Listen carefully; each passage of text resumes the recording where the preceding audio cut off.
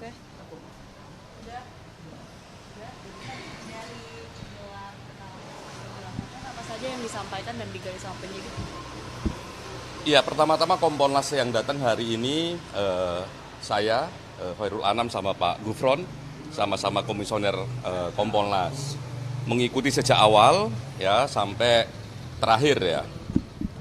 Terakhir ini artinya sudah ada pendalaman dan sebagainya, tinggal memang narik kesimpulan walaupun masing-masing peserta gelar sudah memberikan pandangan, tinggal disusun.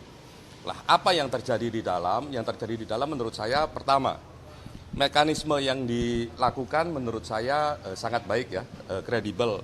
Masing-masing pihak maupun pelapor Dumas, terlapor Dumas dikasih kesempatan untuk menjelaskan apa yang menurut mereka penting untuk disampaikan.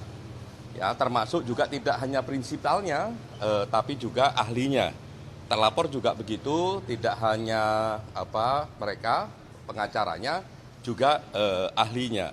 Di samping ahli dari masing-masing pihak, juga ada ahli dari Bareskrim tadi, terus juga ada dari Wasidik untuk menjelaskan bagaimana komposisi dan sebagainya. Sehingga dari segi proses kredibel. Salah satu yang menjadi plus dari kredibilitas proses ini melibatkan kami.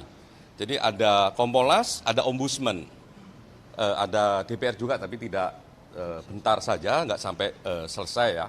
Tapi yang sampai selesai kami sama Ombudsman. Nah, bagaimana itu terjadi ya? Kami dikasih kesempatan juga untuk menanya banyak hal, ya banyak hal kami konfirmasi dan sebagainya. Lah, apa yang penting dalam konteks ini? Yang pertama begini, karena kami pengawas ini salah satu yang paling penting adalah bagaimana proses dan bagaimana substansi. Dari segi proses yang terjadi adalah kami cek apakah fakta-fakta yang disampaikan oleh pelapor maupun terlapor sudah dikerjakan ataukah belum oleh rekan-rekan penyidik. Tadi dijelaskan banyak hal, detail penjelasannya. Titik komanya dijelaskan. Jadi berbagai argumentasi yang tadi disampaikan baik pelapor maupun terlapor ya dengan termasuk juga oleh ahlinya itu kami mendapatkan penjelasan yang cukup mendalam. Termasuk misalnya ketika mereka mengatakan kami sudah ambil bukti ini, tolong tunjukkan buktinya. Kami sudah melakukan ini itu, mana administrasinya, ya mana dokumentasinya dan sebagainya, sehingga itu memberikan gambaran secara utuh bagaimana sebenarnya kasus ini. Termasuk tadi ada pihak UGM ya, UGM juga kami tanya, betul enggak berbagai peristiwa itu, betul. Yang kedua, yang nggak kalah penting adalah soal substansi ini, ya yang ini jadi pertanyaan mendasar ya. Ini ada ijazah Pak Jokowi, bagaimana pembandingnya? Nah, bagaimana proses membandingkannya ijazah itu dengan ijazah yang lain. Nah, ternyata yang dibandingkan itu tidak hanya soal ijazahnya. Jadi ada beberapa pembanding ya, ada tiga pembanding, tapi sebenarnya banyak, tapi yang diambil 3 karena memang aturannya begitu.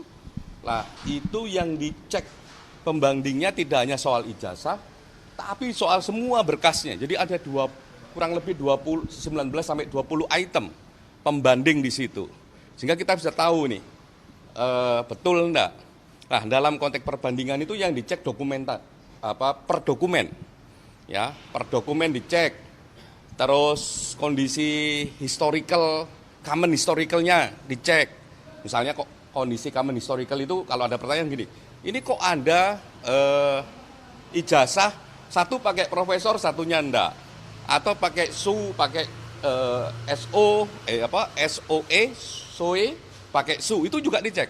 Nah, kami mendapat penjelasan yang menurut kami penjelasannya sangat komprehensif, baik dari UGM maupun dari penyidik, termasuk juga dari lapor. Jadi lumayan itu penjelasannya. Lah, yang berikutnya yang nggak kalah penting soal metodologi ya, teman-teman pelapor menjelaskan bagaimana mereka punya asumsi, punya analisa yang mereka yakini sebagai fakta, menyimpulkan A. Lah, yang terlapor juga begitu, ngomong keyakinannya B, misalnya begitu. Lah kami juga ngecek itu ke lab 4. Apa yang dilakukan oleh lab 4, apa yang dilakukan oleh penyidik. Di lab 4 misalnya dia menjelaskan apa saja yang mereka cek, menggunakan alat apa, metodologinya bagaimana. Sehingga kita bisa ukur sebenarnya ini siapa yang memiliki metodologi yang paling kredibel. Lah kami cek tadi. Ya ngeceknya satu, dari segi bahan. Apakah bahannya memang faktual ataukah tidak. Nah, ternyata bahannya ya satu bendel itu banyak sekali, masing-masing 20 item. Jadi punyanya Pak Jokowi dengan pembandingnya masing-masing 19 sampai 20 item. Dicekin semua, dengan apa yang dicek, salah satu yang paling penting adalah karakter dari kertas. Ya, karakter dari stempel dan sebagainya. Karena itu memang benda fisik ya yang mereka pegang dan sebagainya.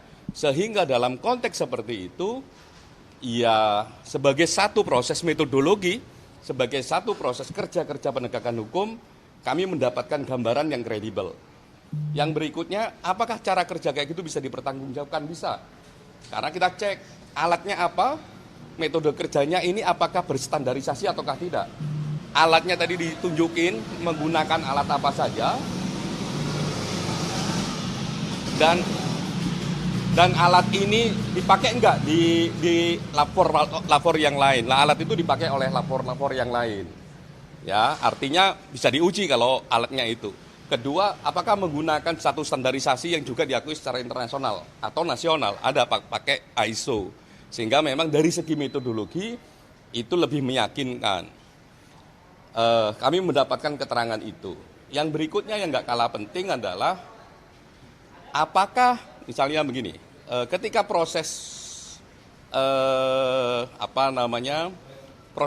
dokumen itu terus ada satu dengan yang lain berbeda-beda misalnya, itu bagaimana penjelasannya? Itu juga dijelaskan, termasuk oleh lapor, ya, oleh penyidik, tapi lebih banyak oleh oleh UGM. Misalnya begini, kenapa kok Anda skripsi ya yang belum ada tanda tangannya, itu dijelaskan, dan itu terjadinya tidak hanya di satu dua skripsi, tapi banyak skripsi yang model kayak gitu. Kenapa bisa terjadi? Lah itu ada penjelasannya yang menurut kami ya sangat informatif dan akuntabilitasnya oke. Ya, kredibilitasnya oke. Nah, itu tadi kami dalami. Yang berikutnya yang nggak kalah penting kalau tadi kan su sudah, penggunaan profesor sudah, tanda tangan sudah, termasuk KKN dan sebagainya, mekanisme itu tadi kami mendapatkan penjelasan yang menurut kami dengan pendalaman cukup baik. Lah, kita bilang cukup baik karena di samping kami mendapatkan penjelasan, kami juga minta proses penjelasannya. Jadi kalau mereka ngambil barang dari UGM misalnya, ngambil bukti dari UGM, mana berita acaranya, mana dokumentasinya dan sebagainya. Termasuk juga mekanisme kerja di lapornya. Nah, itu kami semua mendapatkan itu, dan prosesnya lumayan kredibel menurut kami. Nah, tadi juga ada ombudsman juga aktif, kami juga aktif. Bahkan dalam beberapa konteks Kompolnas lebih aktif untuk menggali sebenarnya ini apa sih fakta-fakta yang melatar belakanginya. Termasuk misalnya ada persoalan ini nilainya D. Wah, ini kok dia kok bisa lulus misalnya begitu. Kita tanya tadi. Karena kami cek ya di publik yang beredar apa, oh ini bisa nilainya D dan sebagainya, ada penjelasannya dan sebagainya. Dan menurut saya karena ada penjelasan dari otoritas UGM, ada kerangka SOP-nya dan sebagainya, ada aturan main yang dari UGM, ini kami anggap itu juga kredibel. Termasuk juga ada perbedaan tata letak huruf di dalam ijazah. Ya, tata letak huruf dalam ijazah itu kan juga dipersoalkan. Nah, kami juga nanya tadi, ini gimana kok Anda dalam satu dokumen, ada beberapa dokumen tata letak hurufnya kok berbeda. Ada yang agak mepet dengan simbol UGM-nya, ada yang agak jauh gitu ya, A-nya. Oh, itu ada penjelasannya. Dan dijelaskan dengan cukup baik, ya, dijelaskan dengan bukti cukup baik, dan menurut kami penjelasan itu masuk akal. Mungkin itu pengantarnya, Mas Gufron. Berarti untuk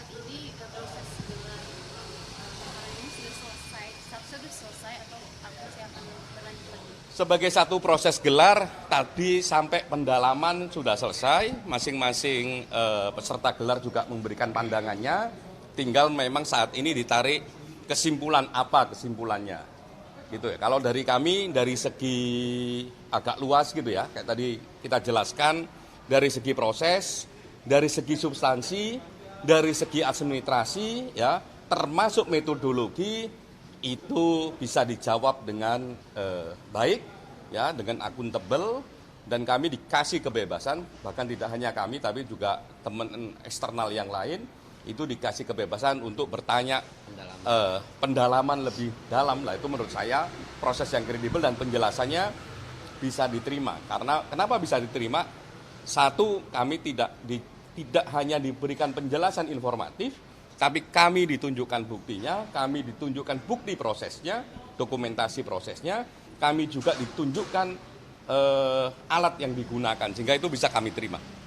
Artinya kalau tadi disebutkan tinggal kesimpulan, sudah dipastikan tidak akan ada gelar perkara lanjutan begitu atau pemeriksaan lanjutan? Masing-masing pihak sudah memberikan saran, ya. Masing-masing pihak sudah memberikan saran, ya tergantung Karwasidik. Menyimpulkan saran itu bagaimana, termasuk juga ahli. Di situ ada ahli pidana tadi yang juga menjelaskan bagaimana kerangka merespon fakta-fakta yang terjadi, fakta-fakta yang ada dalam mekanisme gelar tadi, baik yang disampaikan terlapor, pelapor, penyidik, lapor, UGM, ya, dia merespon itu dan dia memberikan pandangan hukumnya. Lah saya enggak bisa mewakili dia untuk menjelaskan apa sarannya. Kami mewanti-wanti dan berharap kesimpulan ini jangan terlalu lama untuk diumumkan. Karena satu, prosesnya sudah baik ini. Ya, prosesnya sudah baik, masing-masing pihak dikasih kesempatan untuk menjelaskan apa yang mereka yakini, baik pelapor maupun terlapor, dan kami yang di eksternal juga dikasih kesempatan untuk menggali lebih dalam. Gitu.